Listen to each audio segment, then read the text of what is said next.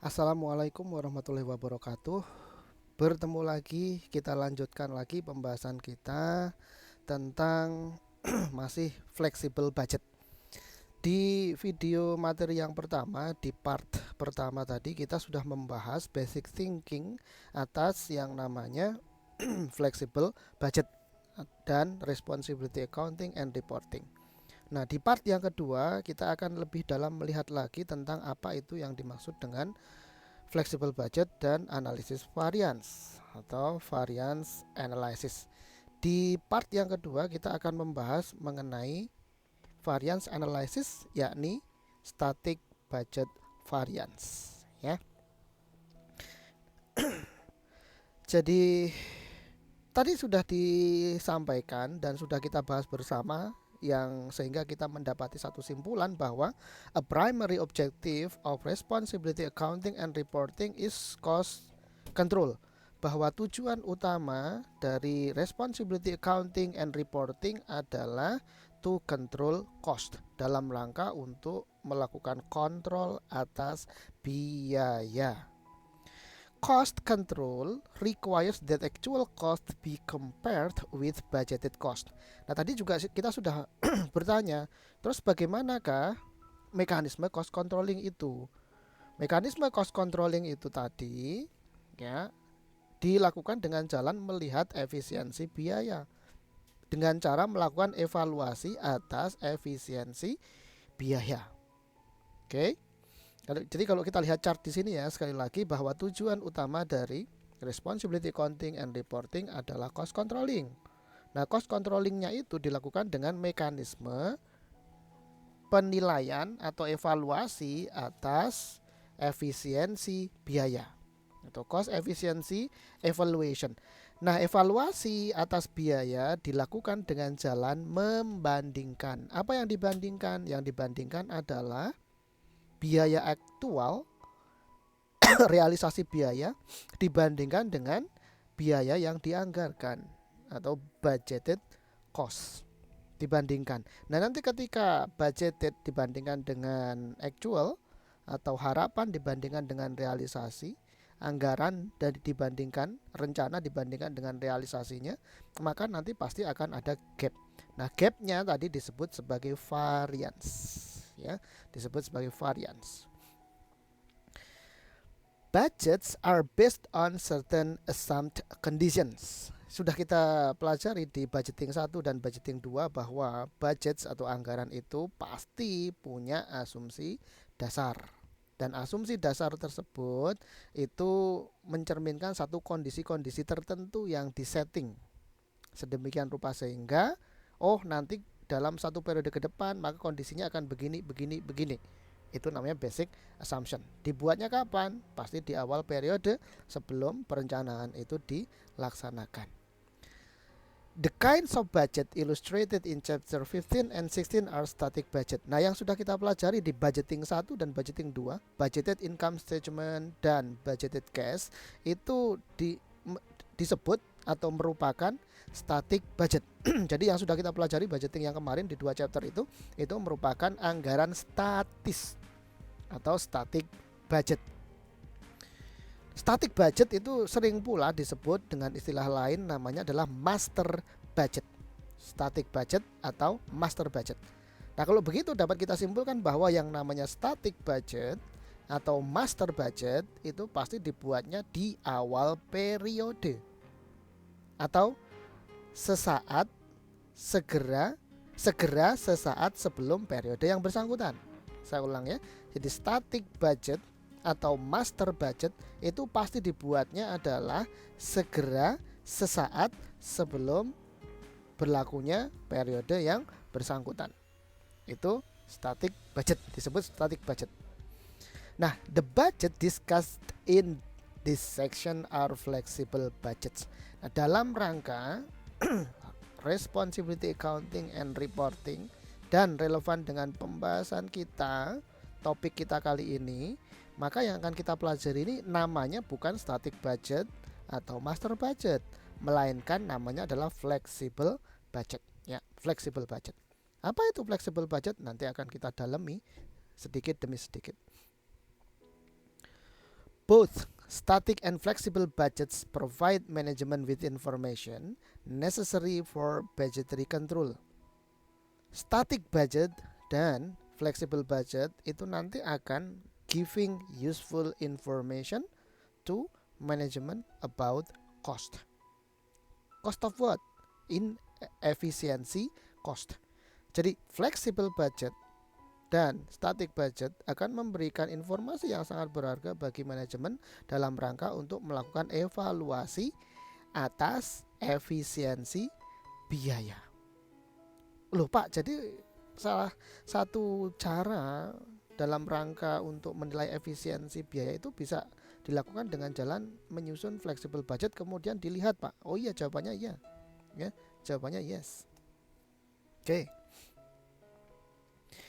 Efficiency can be determined only by comparing actual cost with a budget based on actual volume. Ini tadi yang sudah kita lihat di sini tadi ya, yang sudah kita bicarakan bahwa dalam rangka analisis atau evaluasi efisiensi biaya itu membandingkan antara biaya aktual yang dipakai dibandingkan dengan rencana pemakaian biaya atau budgeted cost.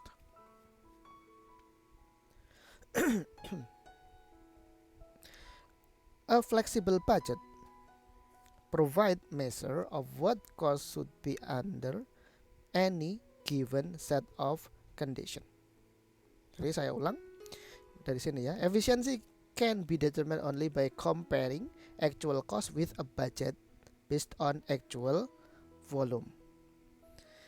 A flexible budget provides a measure of what cost should be under any given set of condition that is a budget adjusted to actual volume. Intinya gini, dua kalimat ini. Bahwa flexible budget itu memberikan informasi yang meaningful bagi manajemen untuk menilai efisiensi penggunaan sumber daya, biaya.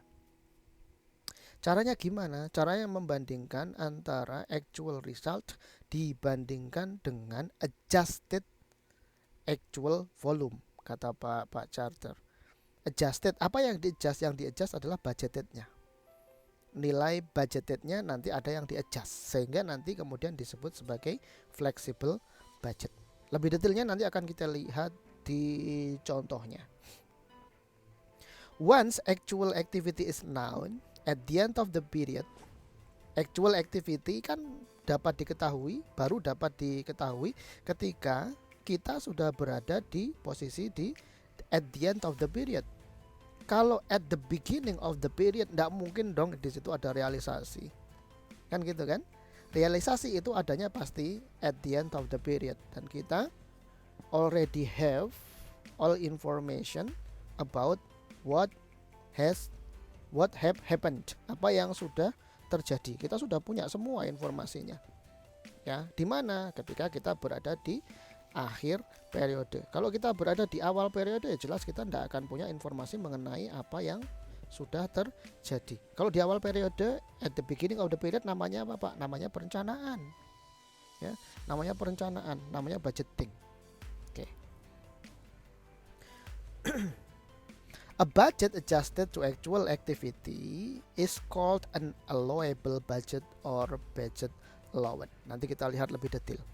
Nah, intinya sekarang kita perhatikan chart yang pernah saya buat dulu ketika membahas budgeting 1.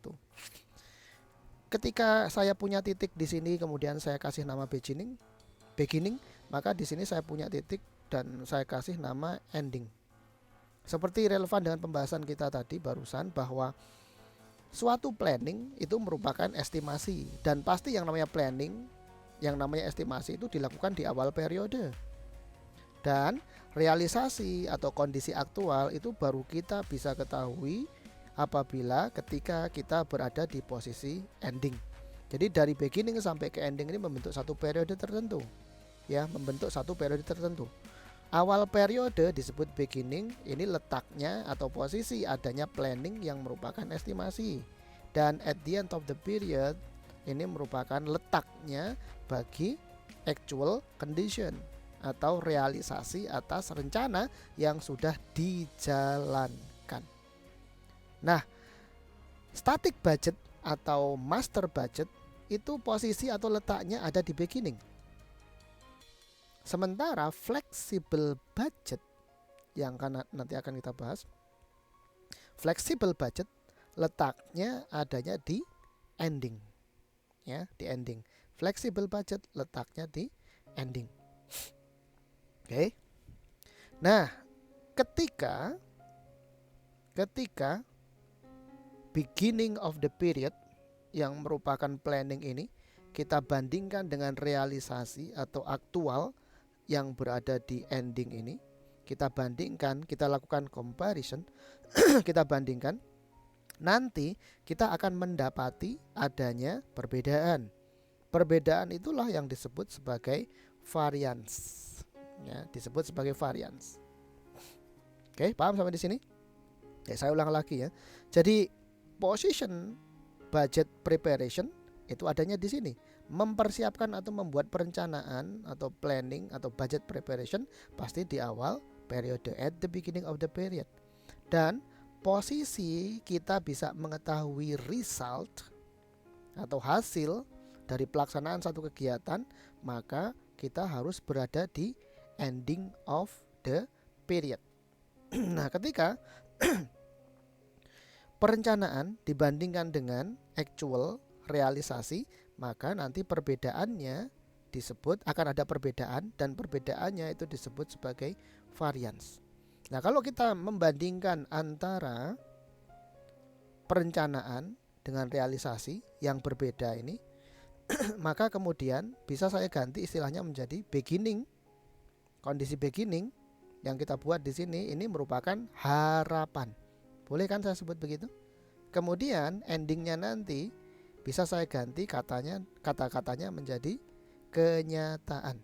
Sehingga boleh dong saya sebut sebagai saya akan membandingkan antara harapan dengan kenyataan. Nah, kalau kita memperbandingkan harapan dengan kenyataan dan terus ada gap yang tadi disebut sebagai variance tadi itu, maka kemudian kita akan menemukan satu perbedaan atau variance, membandingkan antara perencanaan dan realisasi.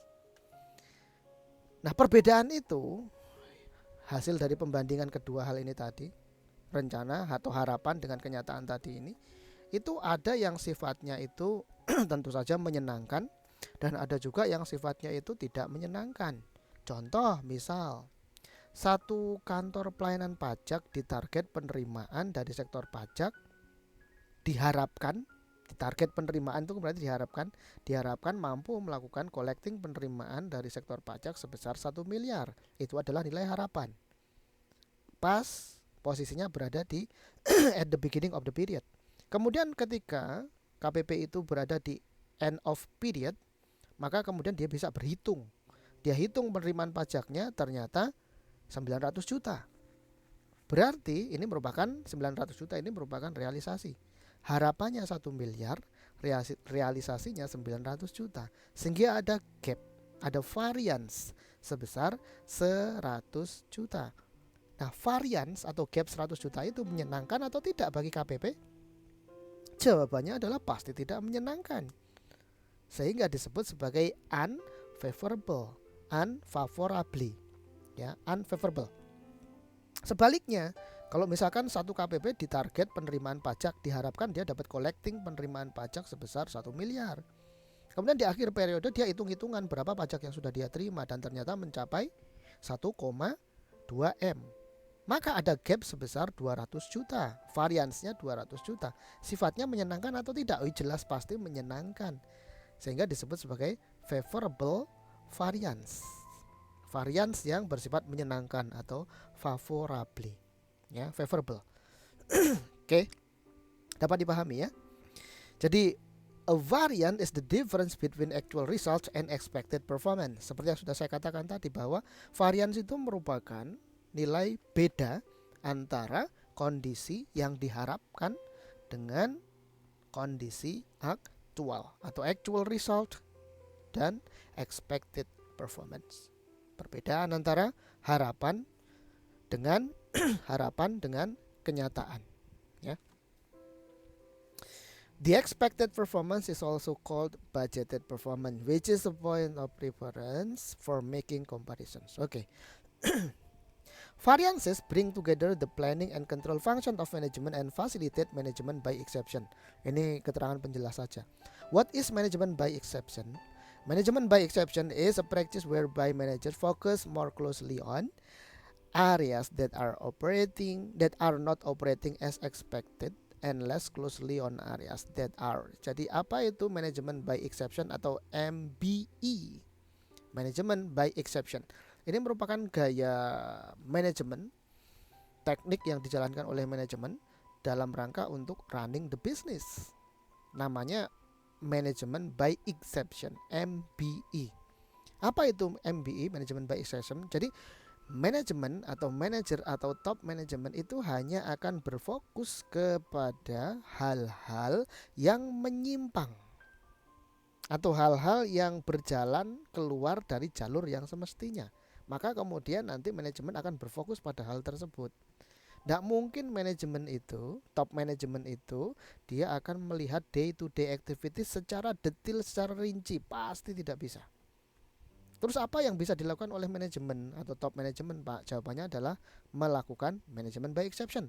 Hanya kalau ada penyimpangan dari yang seharusnya berjalan atau terjadi, barulah kemudian itu akan dilaporkan kepada top manajemen dan kemudian akan menjadi fokus atau perhatian dari top manajemen tersebut. Oke ya, jadi nggak semuanya diteliti, dipantengin setiap hari.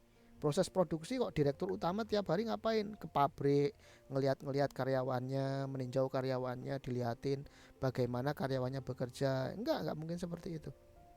Ya, top management hanya akan take action apabila kemudian ada sesuatu yang menyimpang. Ada satu aktivitas yang berjalan di luar dari yang semestinya. Nah, itulah yang disebut sebagai management by exception.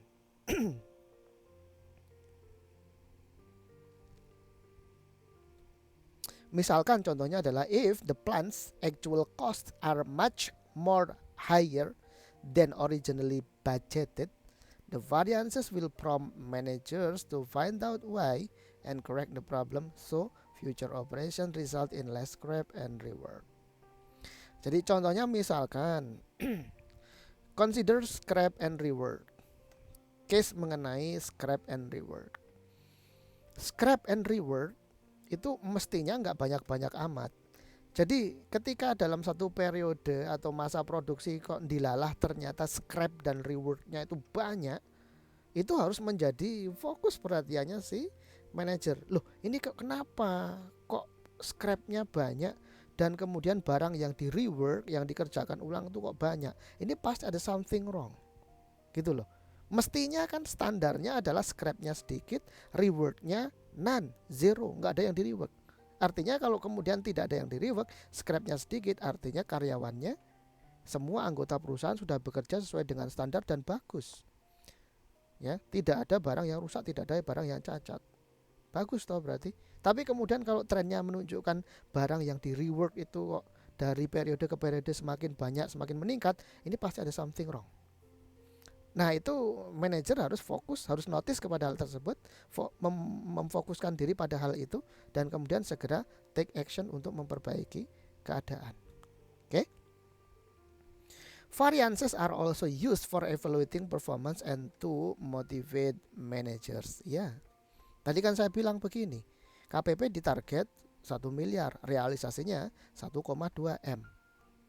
Nah, kemudian kalau dia bisa mencapai target, oh bonus nih, dapat bonus. Gitu loh. Sama aja seorang salesperson itu ditarget kalau kamu bisa menjual di atas 1000 produk dalam 1 tahun, oke. Saya kasih bonus 2 kali lipat gitu misalkan. Nah, itu nanti ya, akan memotivasi karyawan. Si salespersonnya itu akan menjadi termotivasi. Kalau saya bisa menjual minimal 1000 unit produk, maka kemudian bonus saya double. Nah, kan dia akan termotivasi. Dan kemudian menjadi sarana untuk evaluasi kinerja. Jadi kalau misalkan itu salesperson ditarget 1000, lah kok cuma bisa ngejual misalkan 700 unit barang.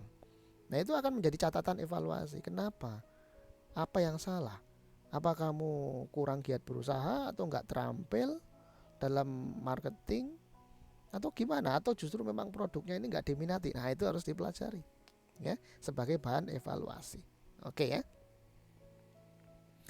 Nah, sometimes variances suggest that the company should consider a change in strategy.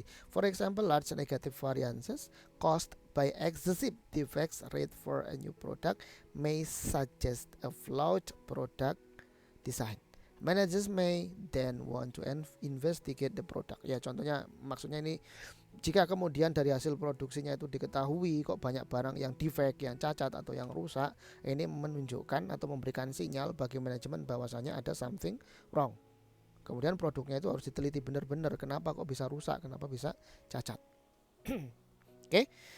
Nah, sekarang kita masuk ke fokus pembahasan kita mengenai di part yang kedua ini mengenai static budget variance. Oke, sekarang kita masuk ke contohnya. Ya, kita masuk ke contohnya. Consider web company. Jadi ada satu perusahaan namanya web. Ini bukan situs bukan ya, tapi nama perusahaan. Nama perusahaannya adalah Web, double B. A firm that manufactures and sells jackets. Oh, berarti ini perusahaannya ini proses bisnisnya adalah ngebuat jaket dan ngejual jaket itu.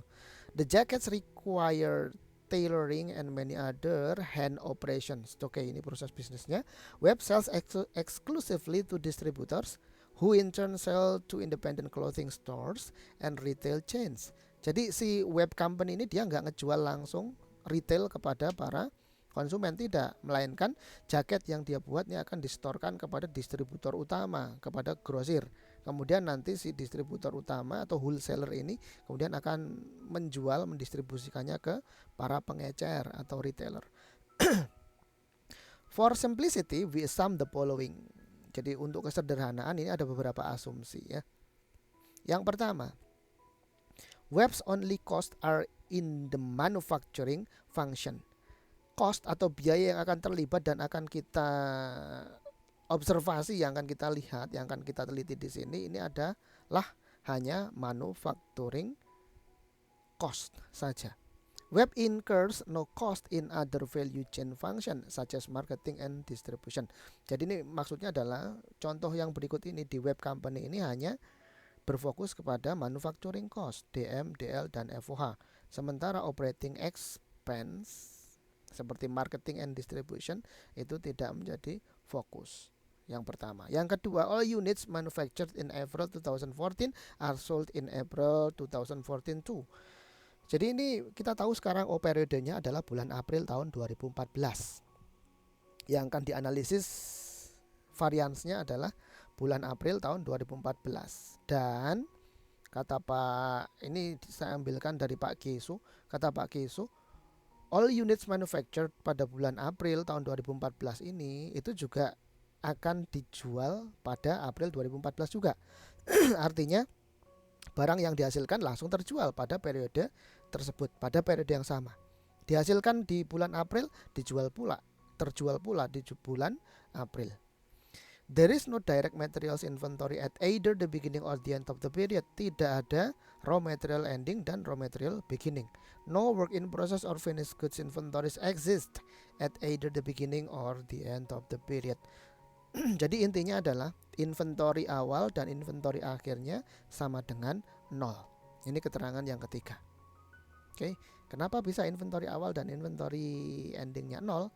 Nah, karena memang all unit manufactured will be sold di bulan yang sama. Produk yang dihasilkan di bulan April juga akan terjual semuanya di bulan April. Sehingga FG beginning sama dengan 0, FG ending sama dengan 0. WIP beginning sama dengan 0, WIP ending sama dengan 0. Raw material beginning sama dengan raw material ending sama dengan 0. Alias tidak ada inventory beginning dan tidak ada juga inventory ending. Web has 3 variable categories. The budgeted variable cost per jacket for each category is as follows. Jadi ceritanya di sini ada variable cost, dan variable costnya itu dikategorikan ke dalam 3 macam biaya. yaitu direct material cost. Oke, yang pertama adalah DM. Ya, DM. Variable cost per jaket. DM per unitnya berarti bisa kita baca demikian. Direct material cost per unitnya adalah per unit jaket adalah $60. Kemudian direct manufacturing labor cost DL per unitnya adalah per unit jaket adalah $16. Variable manufacturing overhead atau FOH variable adalah $12 per setiap satu unit jaket. Sehingga total variable cost-nya adalah $88. Ya, $88. Ini data mengenai biaya. Jadi kategori biayanya ada 3 ya, yaitu yang variabel ada 3, yaitu DM, DL, dan VFOH, variable FOH. The number of units manufactured is the cost driver for direct materials, direct manufacturing labor, and variable manufacturing overhead. Sehingga kita tahu di sini ada informasi tambahan bahwa cost driver atas ketiga macam biaya variabel ini adalah number of units manufactured, atau dengan kata lain quantity produced. Karena ya, sekali lagi, karena quantity sold sama dengan quantity produced, kan dari keterangan nomor 2 dan keterangan nomor 3 ini kan dapat kita simpulkan bahwasanya quantity produced sama dengan quantity sold. Berapa barang yang diproduksi atau dihasilkan di bulan April, seberapa itu pula lah jumlah quantity sold yang terjual di bulan April 2014 tersebut. Paham ya? Jadi the number of unit manufactured atau KP, quantity produced, itu akan menjadi cost driver bagi besar kecilnya DM, DL, dan VFOH. The relevant range for the cost driver is from 0 to 12,000 jackets. Apa itu cost driver? Tentunya ketika dulu kita belajar tentang sedikit mengenai cost konsep, di situ ada membandingkan antara fixed cost versus variable cost. Nah, untuk membandingkan antara fixed cost dan variable cost itu artinya kita membandingkan antara cost driver dengan total cost. Kalau cost drivernya berubah, kemudian total cost-nya juga ikut berubah secara proporsional, maka itu merupakan variable cost. Kalau atau ketika cost drivernya itu berubah, diubah-ubah atau berubah, namun total cost-nya itu konstan, maka biaya itu disebut sebagai fixed cost. Kan gitu. Suatu biaya dikatakan variable cost atau fixed cost itu ada batasannya. Nah, batasannya itu disebut sebagai relevant range. Nah, ini batasan agar supaya cost per unitnya ini tetap 60, 16, dan 12 masing-masing untuk DM, DL, dan VFOH ini masing-masing sekian, tetap konstan segini cost per unitnya, maka batasannya adalah ketika jaket yang diproduksi antara 0 unit sampai dengan 12.000 unit jaket. Pak, kalau misalkan memproduksi 15.000 jaket gimana Pak? Ini pasti cost per unitnya nggak akan sekian. Ya, tidak akan 60 DM, 16 DL, dan VFO-nya nggak akan 12. Akan berubah dong Pak? Yes, definitely. Akan berubah. Oke? Paham ya? Itu relevant range. Sehingga relevant range-nya adalah antara 0 sampai 12.000 unit jaket. Budgeted and actual data for April 2014 are as follows. Garis bawahi ya ini, budgeted and actual data for April 2014 are as follows. Jadi ini data budgeted dan actual. Mari kita lihat mana yang budgeted, mana yang actual. Budgeted fixed cost for production between 0 to 12,000 jackets. Jadi ini lihat, ini hati-hati, ini fixed cost. Kalau yang tadi yang 3 biaya yang di sini ini semuanya adalah variable cost, DM, DL, dan VFOH. Nah, ini fixed cost. Kalau saya tanya, fixed cost di sini, budgeted fixed cost di sini, kalau misalkan kalimatnya saya ganti menjadi budgeted fixed FOH, boleh atau tidak? Jawabannya adalah boleh. Lupa kok kenapa boleh? Lah iya. Biaya produksi kan cuma 3, DM, DL, dan FOH. Nah, ini DM, DL, dan VFOH itu jelas bersifat variabel. Berarti yang bersifat fix yang mana Pak? FOH saja. Ya, jadi FOH itu merupakan semi variable cost. Jadi sebagiannya ada yang bersifat variabel dan sebagiannya lagi ada yang bersifat fixed. Kalau DM dan DL itu definitely dia pasti akan selalu menunjukkan sifat variabel. Gitu ya. Sehingga kalau ini saya ganti menjadi budgeted fixed FOH, ya, budgeted fixed FOH, jawabannya adalah boleh. Sangat boleh sekali. Sehingga fixed manufacturing cost-nya adalah $276.000. Di rentang yang relevan, RR-nya masih sama 0 sampai 12.000. Budgeted selling price, harga jual yang diharapkan adalah harga jualnya $120 per jaket. Budgeted production and sales, KP dan KS budgetednya adalah 12.000 unit jaket. Berarti ini anggaran semua ya, ini budgeted. Ini juga budgeted kan, budgeted ini. Ya, ini budgeted nih. Budgeted. Nah, actualnya cuma satu, data actualnya, yaitu actual production and sales. Actual production and sales-nya adalah 10.000 jaket. Nah, perhatikan di sini. Harapannya menjual 12.000 unit jaket.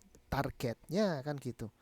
Realisasinya jumlah jaket yang berhasil diproduksi dan dijual cuma 10.000 unit. Wah, jadi ada gap dong Pak, ada beda dong Pak. Ya iyalah, ada beda. Nah, perbedaan itu akan kita analisis, ya. Perbedaan itu akan kita analisis. Oke. Jadi kalau kita lihat lagi mengenai time frame saya yang tadi, di sini ada beginning of the period, di sini ada ending of the period. Perhatikan, maka data yang ini sampai dengan yang di sini, ini adalah data yang dihasilkan ketika web company itu berada di posisi beginning yang di sini. Ya, beginning yang di sini. Sementara angka 10.000 yaitu actual production and sales itu diketahui oleh web, dan web ini baru tahu datanya ada 10.000 unit jaket yang terjual ketika web company berada di posisi end of period, ketika dia berada di sini. Paham ya? Sehingga dari sini sampai ke sini, ya, dari sini sampai ke sini aja, ini merupakan perencanaan adanya di posisi awal di sini. Kemudian khusus untuk yang 10.000 jaket actual production and sales, ini adanya posisinya berada di end of period, berada di sini. Paham ya sampai sini ya? Oke. Nah, sekarang kita akan lihat perbedaannya. Caranya gimana Pak? Simple, kan sudah saya bilang bahwasanya kalau kita belajar cost accounting itu kita belajar income statement. Maka kita ngedraft income statement. Kita lihat. Ya. Oke. Ini adalah analisis static budget variance namanya. Loh, apa itu Pak? Ya, kita akan membandingkan angka-angka yang di sini. Angka-angka apa Pak? Angka-angka income statement lah. Pokoknya kita ngedraft income statement. Angka-angka yang di sini akan kita bandingkan. Angka yang mana Pak? Yaitu angka di kondisi harapan dengan realisasi, harapan dengan kenyataan, perencanaan dengan rencana dengan realisasi, atau budgeted akan kita bandingkan dengan actual results. Yang mana yang budgeted? Yang ini. Ini adalah yang static budget atau budgeted yang tadi. Kemudian ini actual result. Yang ini dihasilkan dari ketika si web company berada di awal periode. Sementara actual results ini dihasilkan atau datanya diperoleh ketika si web company sudah berada di akhir periode. Nah, yang di tengah ini, inilah yang disebut sebagai variance. Nilai beda antara harapan dengan kenyataan. Perbedaan antara rencana dengan realisasi, atau perbedaan antara harapan dengan kenyataan, rencana realisasi, budgeted dan result, actual result. Ini perbedaannya. Oke. U ini disebut sebagai perbedaan yang unfavorable atau tidak menyenangkan. Sementara F ini disebut favorable, yaitu gap yang bersifat menyenangkan, favorable. Oke, kita lihat satu persatu. Unit sold diharapkan 12.000, kan gitu tadi ya. Unit yang terjual QS-nya diharapkannya, ditargetkannya 12.000, actualnya terjual 10.000. Ada gap 2.000 unit. Menyenangkan atau tidak? Oh, sangat tidak menyenangkan. Diharapkan terjual 12.000 kok cuma laku 10.000. Oh, tidak menyenangkan. Gapnya 2.000 tidak menyenangkan, atau 2000 variance-nya bersifat unfavorable. Kemudian revenue-nya. Kita lihat revenue-nya. Revenue-nya diharapkannya 1.440.000. Dari mana 1.440.000, Pak? Itu total revenue TR adalah sama dengan selling price dikalikan quantity sold. Berarti quantity sold-nya kan 12.000. 12.000 dikalikan dengan price. Price-nya berapa tadi? Mana nih? Budgeted selling price-nya adalah 120. Sehingga 120 dikalikan 12.000 sama dengan 1.440.000. Ini targetnya, ini rencananya. Realisasinya berapa? Realisasinya 1.250.000. Ya, 1.250.000. Ada nggak data mengenai selling price actualnya? Oh, nggak ada. Yang ada adalah quantity. Quantity-nya, actual quantity-nya adalah 10.000. Berarti kita sebenarnya juga bisa mengetahui berapakah harga jualnya yang actual. Harga jual yang actualnya kan berarti 1.250.000 dibagi dengan 10.000 sama dengan 125. Jadi harga jualnya 125 per unit jaket realnya. Kemudian budgetednya 120. Oh, ternyata harganya lebih tinggi, harga jualnya lebih tinggi yang realisasi daripada rencananya. Oke ya. Tapi itu nggak dibahas di sini. Jadi sehingga kita lihat revenue dianggarkan 1.440.000.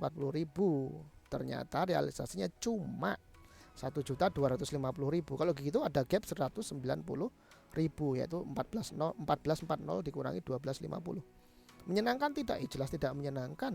Wong revenue di target 1440 kok cuma dapat 1250. Jelas nggak menyenangkan, unfavorable. Oke. Jadi nggak usah dihafal ini ya. Ini perhatikan format income statement. Ini kan berarti income statement yang baris paling atas.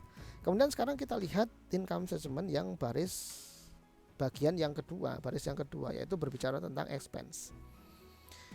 Variable cost. Ini dikelompokkan ke dalam variable cost dan fixed cost.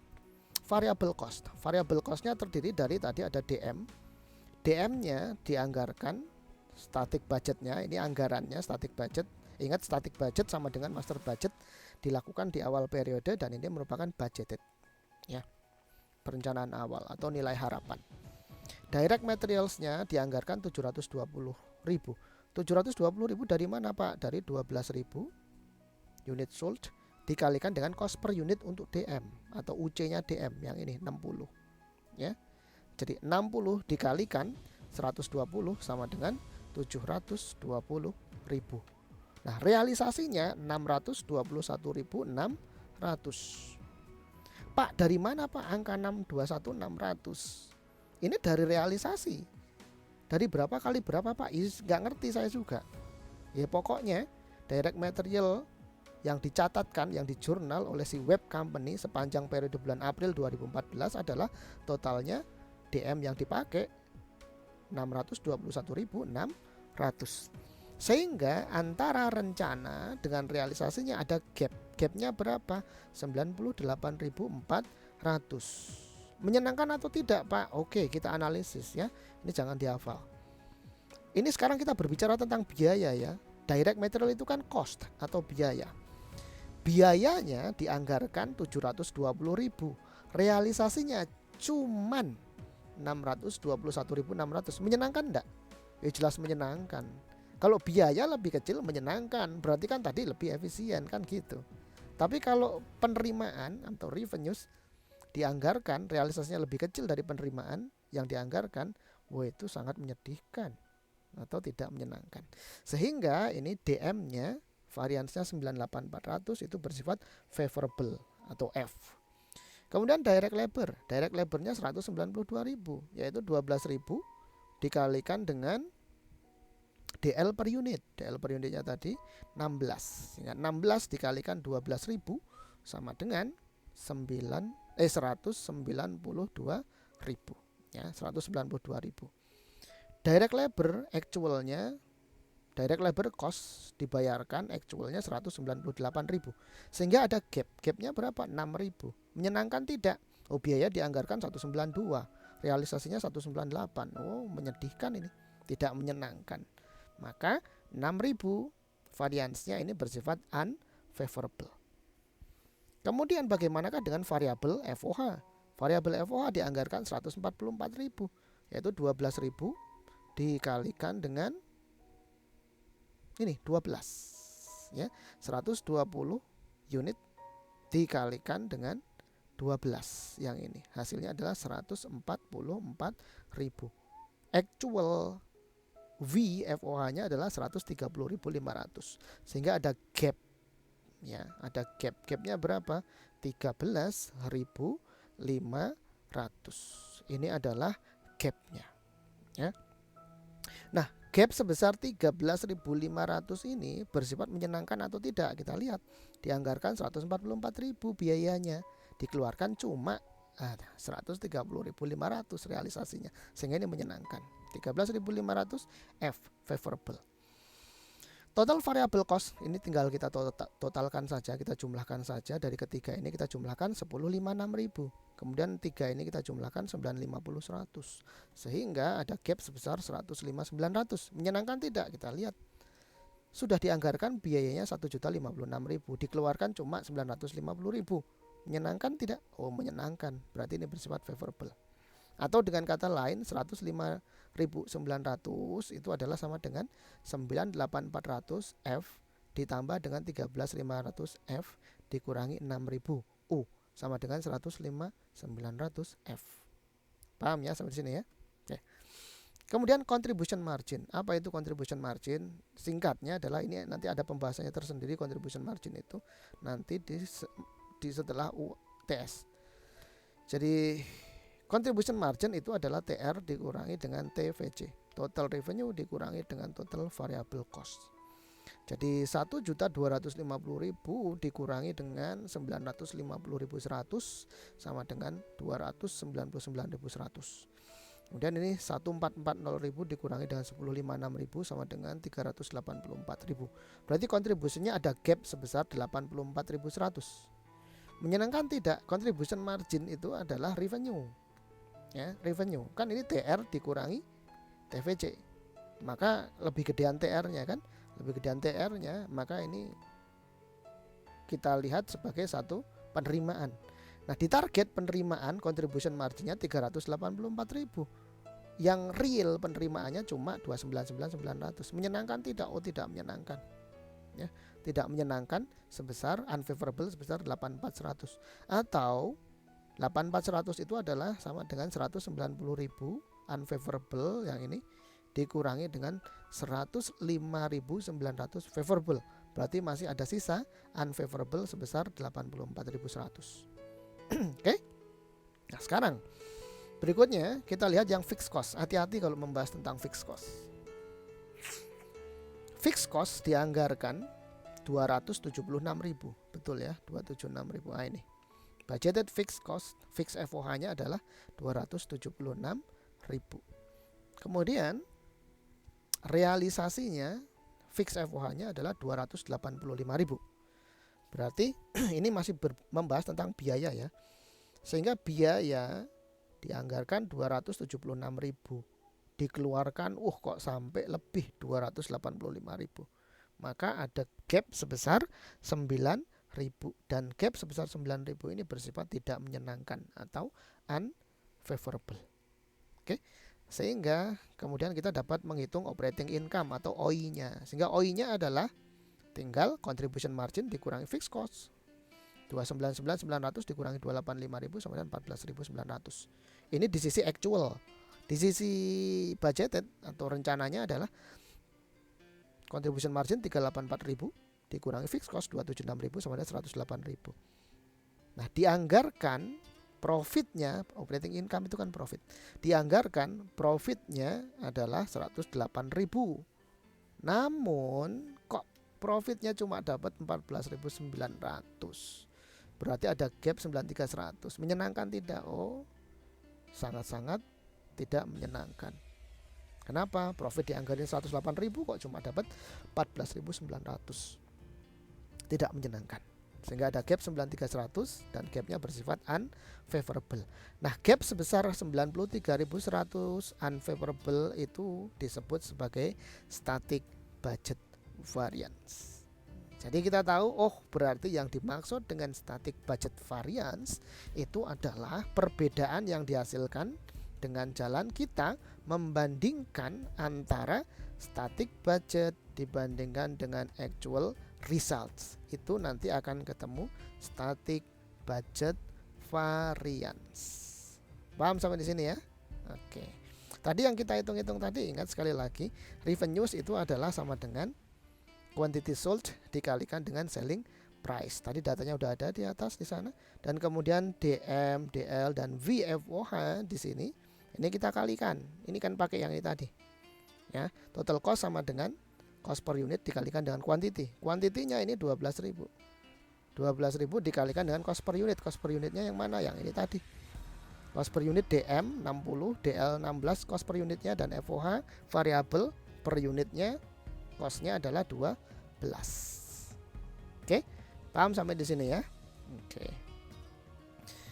The static budget or master budget is based on the level of output planned at the start of the budget period.